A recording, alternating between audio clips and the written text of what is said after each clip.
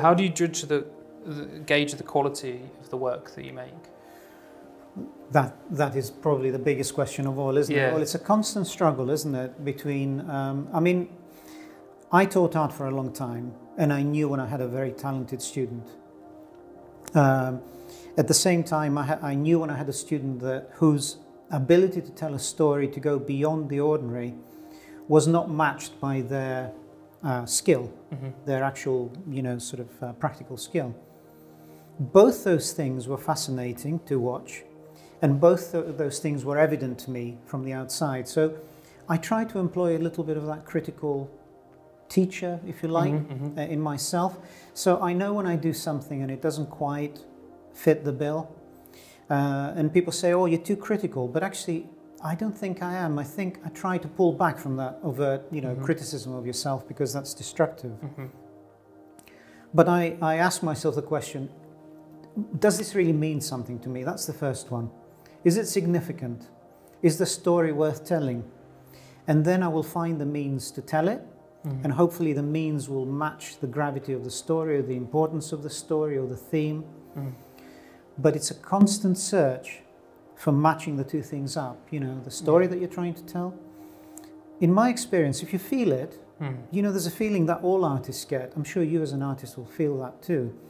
When you're really fascinated by something and you want that moment to last forever, you want to make that piece of work, nothing else matters, everything else disappears.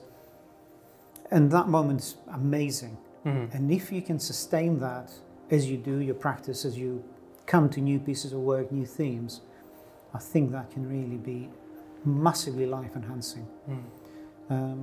Yeah, talk a little bit about, that's a really nice kind of segue into, so you were a teacher for 30 years and left teaching, retired early to make art, maybe in search of those magical moments. But recently you've been very busy and working on loads of projects, which I would say everyone try and kind of hunt out and look for.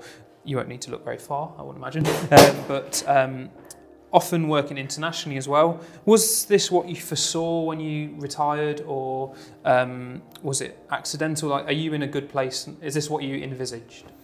No, not at all. I mean, I thought that retirement would be a low impact enterprise, and apologies for the noise. Of course, we are live, so and it might carry on for a little bit longer.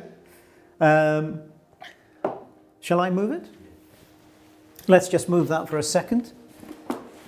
Just in case any of you thought that this was being recorded for airing later on, now you're completely reassured that we really are live. Never worked with children, animal or banners. Or small plastic fixings on glass. Okay, no, so I had no idea what was going to happen. I mean, I painted throughout the teaching career. I hope this is of interest to the audience, but for me it was like a way of escaping the stresses. At the same time, I had a feeling that what I was doing was really meaningful.